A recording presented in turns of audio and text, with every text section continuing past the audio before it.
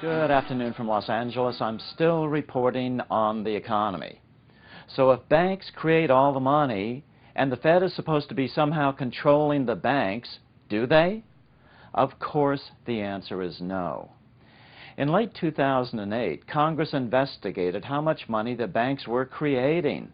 They found out that instead of lending out 10 times the amount of money they actually had, J.P. Morgan and Citibank, for example, were lending out over 52 times.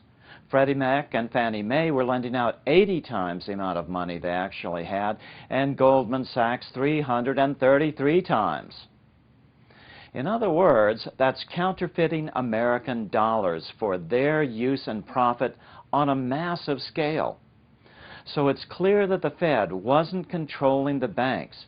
In fact, they were actually facilitating this unbridled counterfeiting of U.S. dollars by the biggest banks. But the Fed counterfeits dollars as well.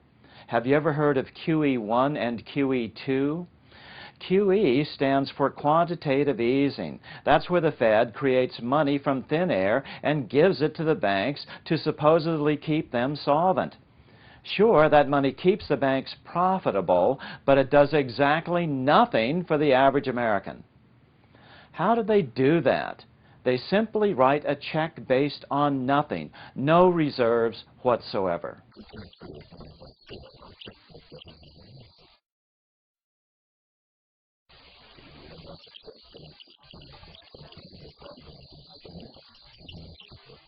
So, since the Fed is actually working for the banks, not the people, who is minding the store? Congress? The other federal regulators? According to a new book being published today by Neil Barofsky, the former federal prosecutor who became the Inspector General for the Troubled Asset Relief Program that bailed out the biggest banks in 2008, the suspicions that the system is rigged in favor of the largest banks and their elites are true.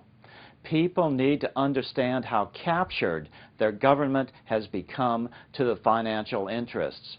Congress has to take a meat cleaver to these banks and not trust regulators to do the job. So, unfortunately, this is how the Fed works. When the banks need money, they either create it themselves or the Fed counterfeits it and then gives it to them. In other words, our money system does not operate in the public interest. So the situation you have is that the Fed is a wholly owned subsidiary of the big banks, and Congress and federal regulators are now no longer doing their job either. I'm still reporting from Los Angeles. Good afternoon.